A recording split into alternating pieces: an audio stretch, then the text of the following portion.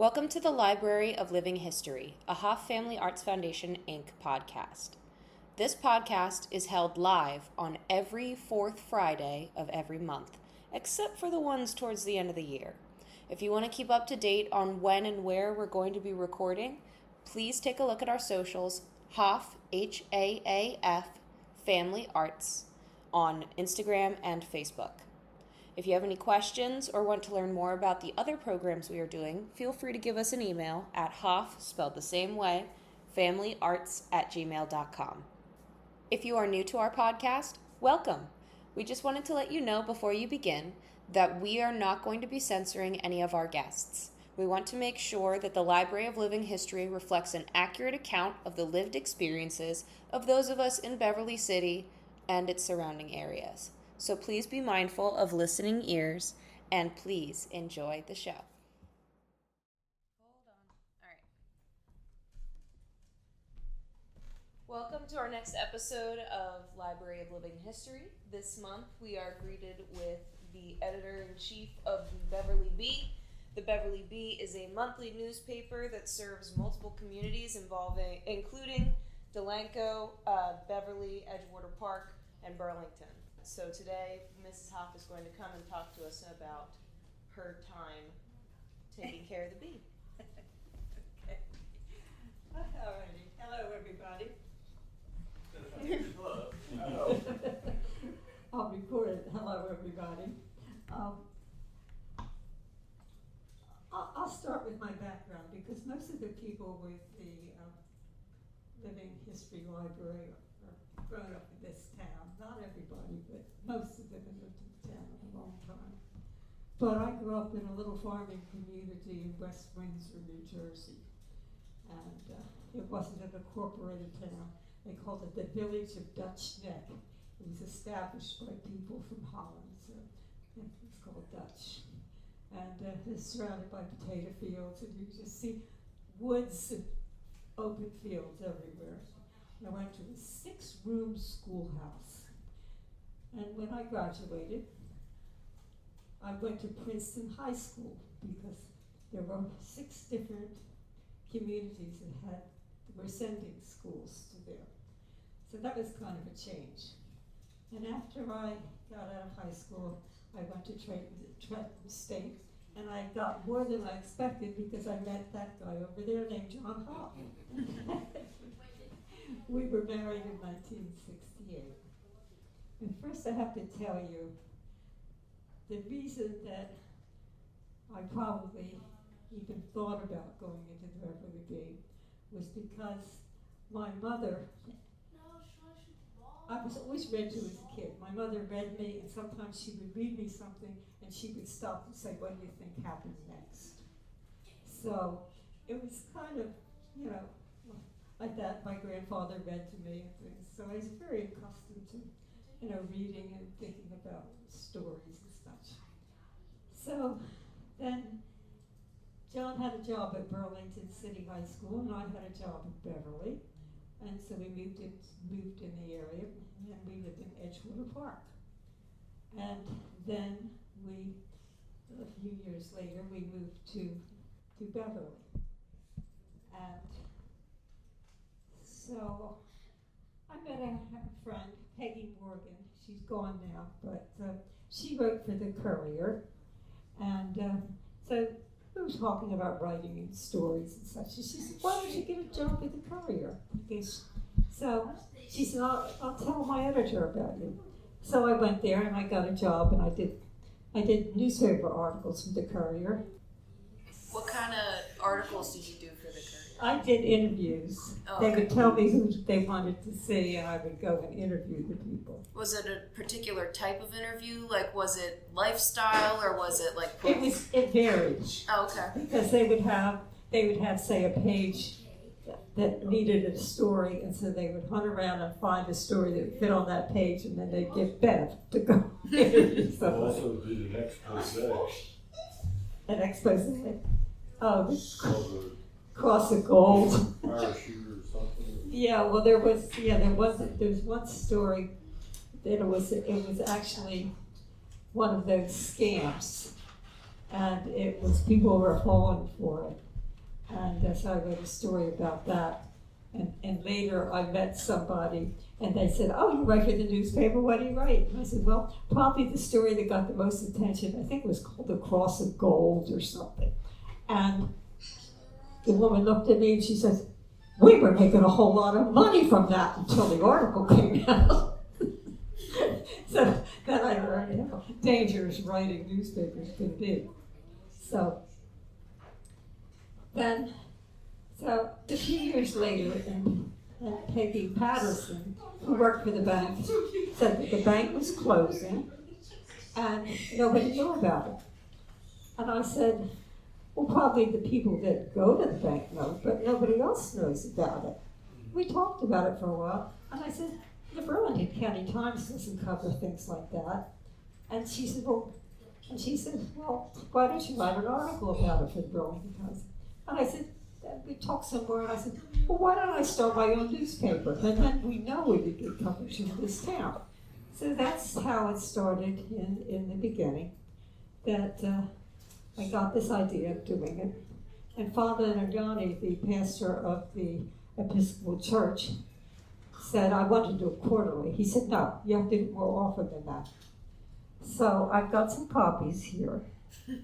I can pass them around. You want some help with that? Yeah, the first copy, just the first one. It says, I had it printed over at the Banner Press, and so they did it, and then it's folded like this, and people from the town would come and help fold it, and then people were donating money for the stamps, and so on and so forth. And then it got a logo. A couple issues later, I had a logo for it, and so I did that, and I went around and just interviewed people. It was kind of like what I did for the newspaper. It was individual people in the town, and it was Habitat for Humanity, and all kinds of things that were going on in the town.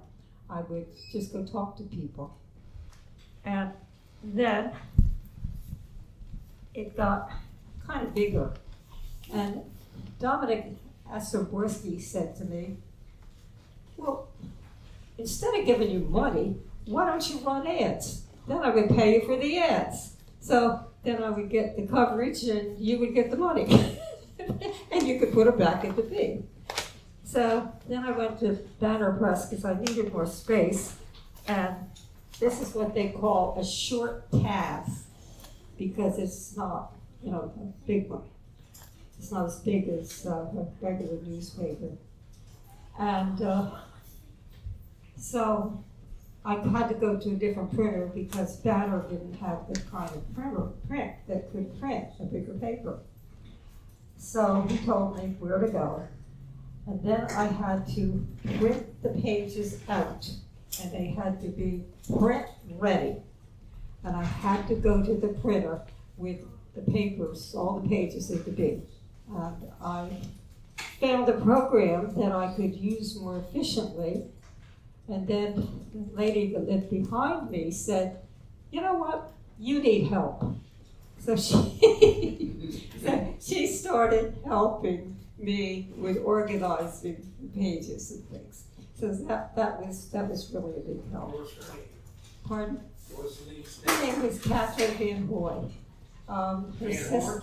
Van Hoy. Van Hoy. H-O-Y. Van Hoy. Oh, Hoy. Yeah, Hoy. Yeah. Did you say Yeah. Catherine or is it Karen? No, that's her sister. Oh, Catherine was helping out. Yeah, Oh, okay. yeah. I was gonna say, I don't know. Yeah, and then her sister Karen would proofread the paper. She was a proofreader for Burlington, so she proofread it for me because I make mistakes, which I call bumbles. I had a lot of people that wrote articles for the Bee. I had the David Wetherall, who was married to the mayor, Gene Wetherall, and he's gone now. He wrote articles. He just go around and see something that interested him. He did one about, he'd have a question, he went over the bridge that goes, in Delanco, the bridge there, and he thought, what it must be to be a crossing guard, to be that, to open the bridge when a boat came. And he talked to him, he interviewed him, he wrote the article.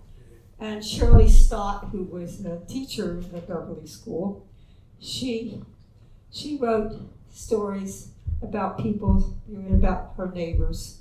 And Ted Fink wrote the River Rat articles, and they were all about something about boating in the Delaware. And then I had a heading that was called The Buzz Around Town. So I staying with the bee thing, because that was the logo of the town, it was the Beverly Bee Hive. So that's where the name came from. And Lynn Mullen, she wrote Flowers by the Yard. She was a gardener, so they were garden articles. And Ted Cotting wrote stories about the past. He wrote the kind of stories that Dennis Rogers would find somewhere, but he lived there through the time. He remembered the air raids and all that kind of stuff. And so he would do that. And the lady wrote genealogy columns.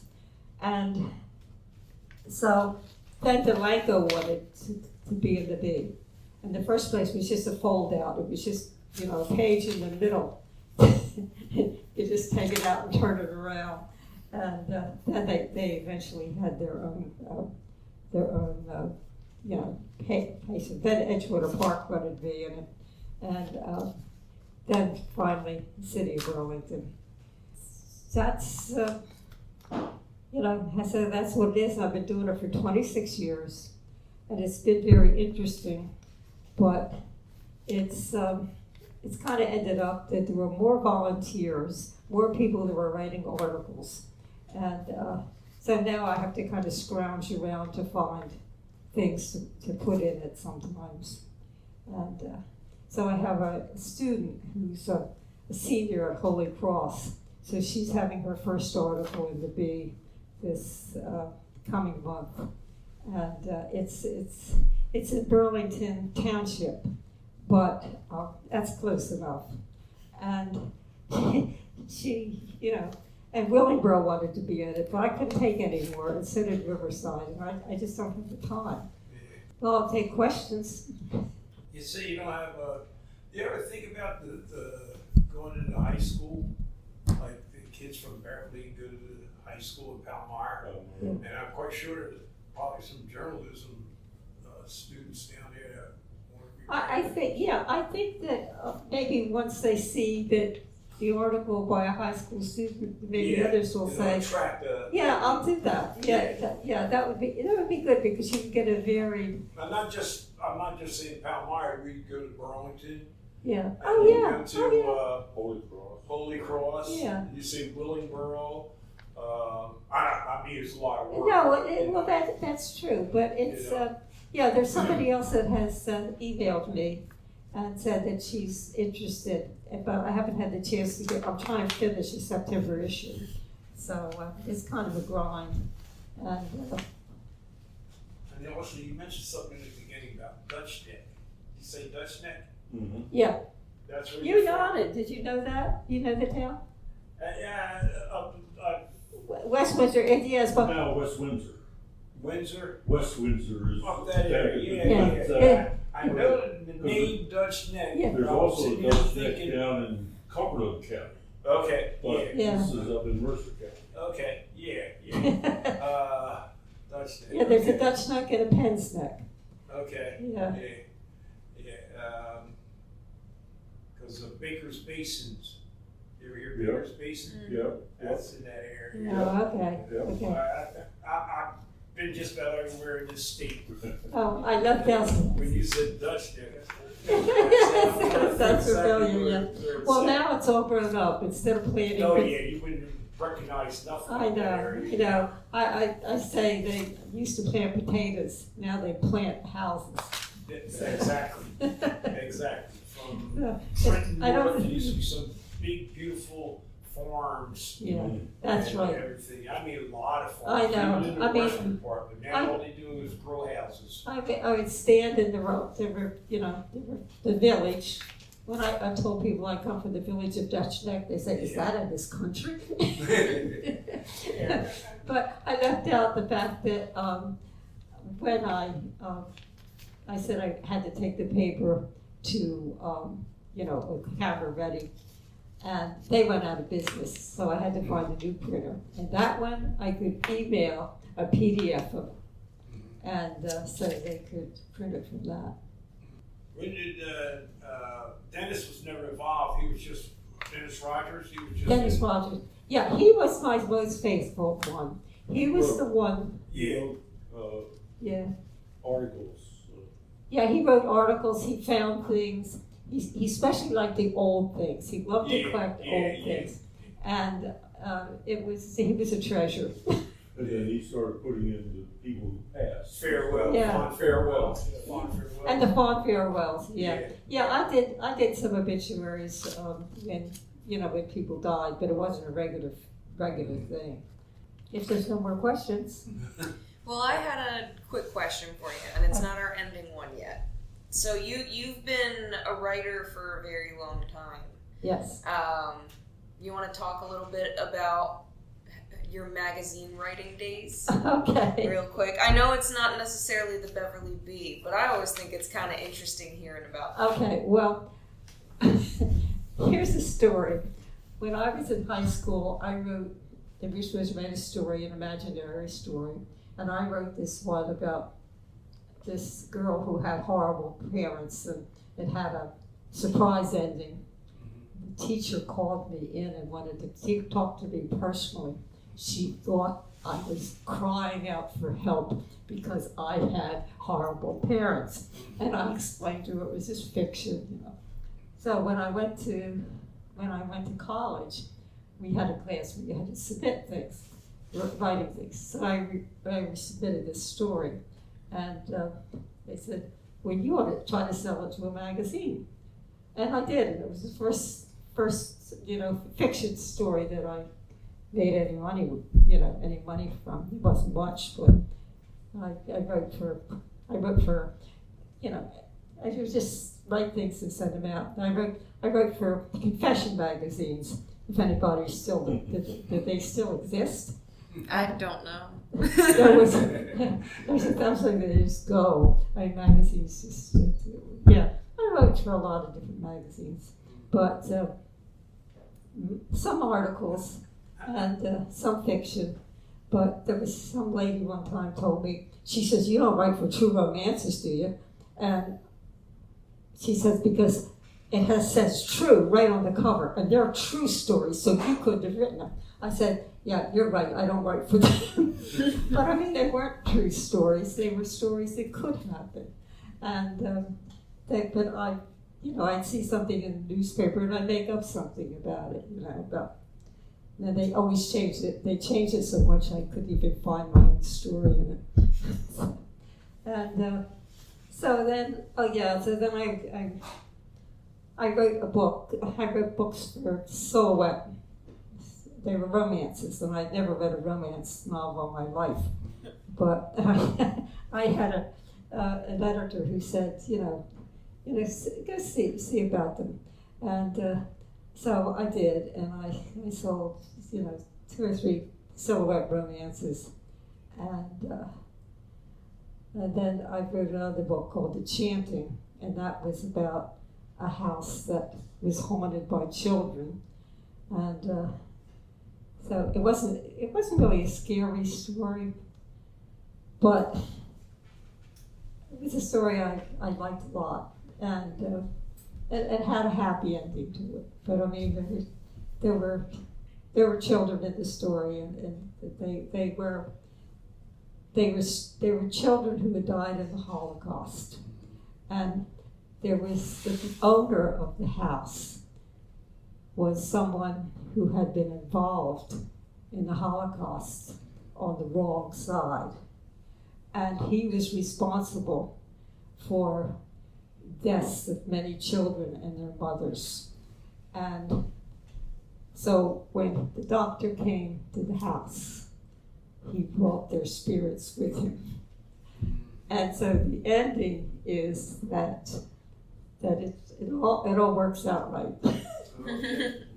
So, but it was kind of a spooky story. But Water Books bought that. So, How okay. did you just approach? You had a story you wanted to tell. So, how do you approach someone that Well, go tell your story? it's harder now. See, back then there was no internet. Nobody wrote blogs. It didn't exist. There was no Facebook. None of that. So you would write a story, and you would find a magazine that you thought the story might fit, and then you would write to the editor and send a copy of the story. And if it was a book, you would send only, a synopsis of it, and so that they would know what the story was about, and maybe the first couple of chapters. And so sometimes you sold it, and sometimes you didn't. Okay. I've always wanted to tell a story. Oh yeah. Yeah. Oh, that's great. Yeah, but my story, it's my life story. Okay. But I just never knew how to tell the story. Yeah. So I got little You've notes and stuff things written. that I've been writing down. That's good. Written down That's over good. the years of different things. Well, did you ever see Michael Orff's stories in the Beverly Mike Orff? Bee? Michael Orff. Yeah. He wrote. Mike Orff. Yeah. Yeah. Yeah. I grew up with Mike Orff. Oh, okay. Yeah. Mike Orff, Pat Orff. Yep. Yeah. They used to right up the street from Pat. Yeah. Yeah. Coming On up Spruce- Pat and I. he lived on Spruce Well, Street. We were inseparable. He has the articles in the Bee called Beverly Song that appear in the Bee frequently. Oh, okay. Yeah, he Some wrote of them. your stories are about Beverly. He wrote all. Well, Yeah. my stories, I can tell you the day I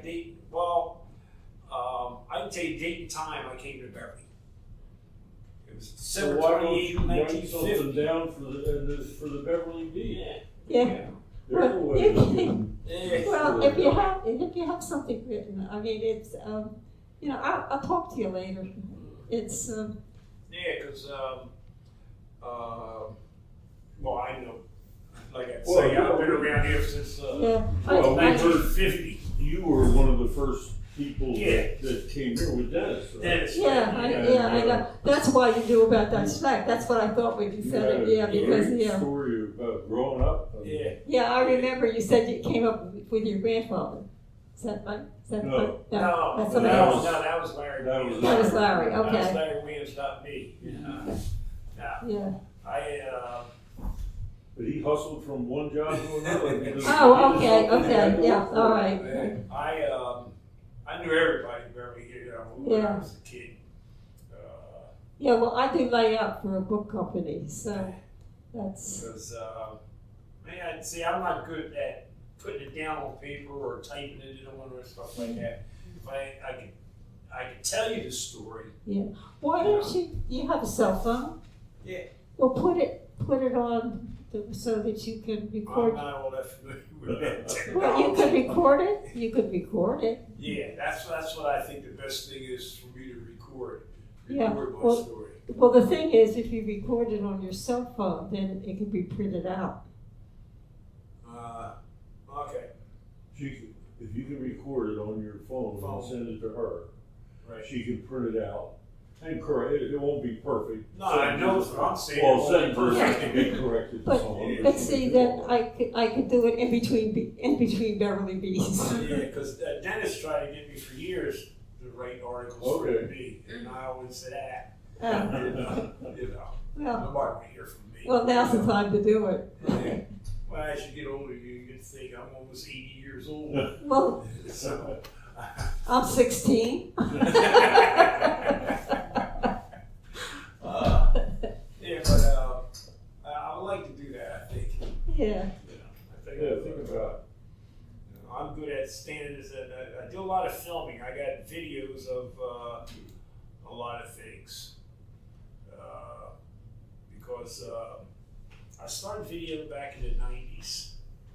And I first started for my children, Right. all their activities and stuff. And then I got the do the high school sports, and then just a lot of different events I started doing for different things. I lost a film from 1972. It was a Memorial Day parade. I can't find that film nowhere. It was on 8mm film, but I had it transferred to videotape. And that's the one I can't find to save my life.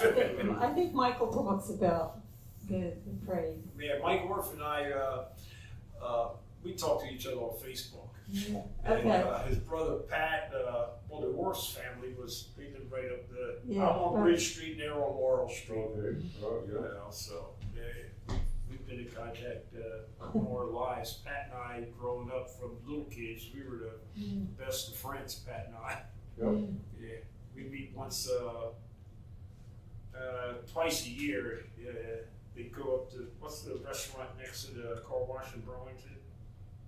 Oh, The yeah. Passerias or So- Casa, whatever. Right Casa next Rosa. Villa Rosa or? Villa Rosa. And Villa Yeah, Rosa. yeah. And it's only about 15 of us go there, but Pat's usually there. Okay. Oh, that's nice. Yeah. But why don't you write about that?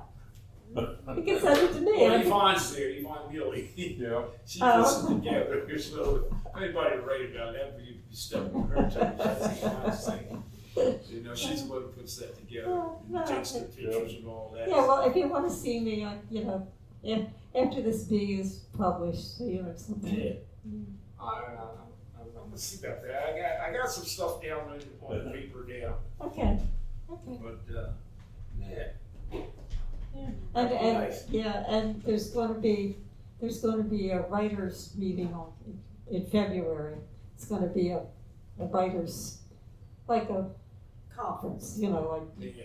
people will come from people that know different, some write fiction, some write the articles, some write blogs, whatever, and people can be there and. Yeah. I like that. I think I might do that because I can tell you a little bit about the story about Miss Hart, the baker, or Norman Root, who has the golf station over there, Norman Root. Yeah. Or Benny at the Exxon station down Yeah, there. well, I'd like to talk to you about that because what I'm trying to do is put Michael's stories in a book. Okay. And so I'm trying to lay the book out. And I'm Right. trying to get old pictures, because, Yeah. so. Joe And you Daly. would know those same things that he does, and you're closer than he is. Yeah. Yeah, Joe Daly used to be the postmaster here at Beverly. yeah. Yeah, I remember I tell you a story when I sang for the Rotary Club. I was 6, 7 years old, and Joe Daly used to like me because I was a little kid, just come and get the paper all the time. He said, "I got a job I want you to do." And I didn't know what he wanted to do, but he said, "I want you to sing Happy Birthday to the Rotary Club." Okay, so it was a weeknight. I remember it was on, I forget what night it was during the week. And he came, picked me up, and he took me over to the Rotary Club. They had just finished their dinner and everything. And they had me sing Happy Birthday. Because I forget what anniversary of the Rotary Club. Oh, the class, okay. Yeah. Right. They had me saying a happy birthday. So you're a singer too. No, well, back in the day I used to sing a little bit. Yeah. But, yeah, I like to, you can write the stories, I can tell you them, Okay, all right, all right. If you want, I can tell you a lot of stories in my, growing up here, Yeah. It's interesting, you brought up the thing of kids, your students swing right. Yeah. Well, see, that's what I was thinking. The time when you were telling me, I said that would be helpful to you if you journalism. I still think they have journalism classes, don't they, in the high schools and stuff? Oh yeah, depends on the school, but yeah, Yeah. by and large they are all. I was gonna say mine did not, but I also went to Florence. Yeah. And we Yeah. didn't. Yeah. I think that'd be Yeah, because if you found a kid that was interested in writing, you could tell your story to the Yeah. kid, and then the kid could write it. And I'm saying kids, I should say students. yeah. Yeah. You know, because I mean, between you got basically the Bees, Burlington, Beverly, Mm-hmm. Delanco, Riverside, That's a good idea. river towns, Very you know, good. and Yeah. Willingboro. Yeah. Looking for students. Yeah. That's a good idea, I think- because I just put out a general thing, I didn't Yeah. slot it to anything, but I That's think a that'd good be idea. good. I appreciate it. Well, you get to be every month? You get to be every month? Yeah. You have to come pick it up somewhere, right? Or- Yeah, I usually pick it up Yeah. at the 7-Eleven Yeah, or okay. whatever, you know. Yeah, having, yeah. You just pick it up somewhere or wherever. Yeah.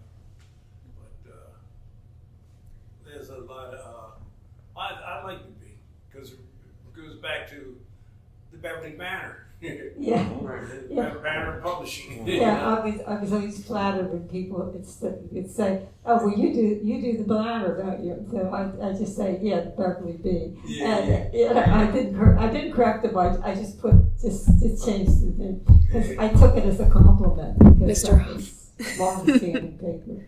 Mr. Haaf, please don't tap the table. Yeah. So okay, is that it? Well, if it is, we've got one last question for you. Okay. If you had to give advice to the kids of today, who will be the adults of tomorrow, what would you tell them? Well, I would tell them to look for something that is meaningful for them and good for them and good for other people to do. And then find a way to do it in the best way you can. Tell them to read. And tell, yeah, and tell them to read a book. Anything and everything you can find. Yeah, it's like I had all these writers, from around town, and that doesn't happen anymore.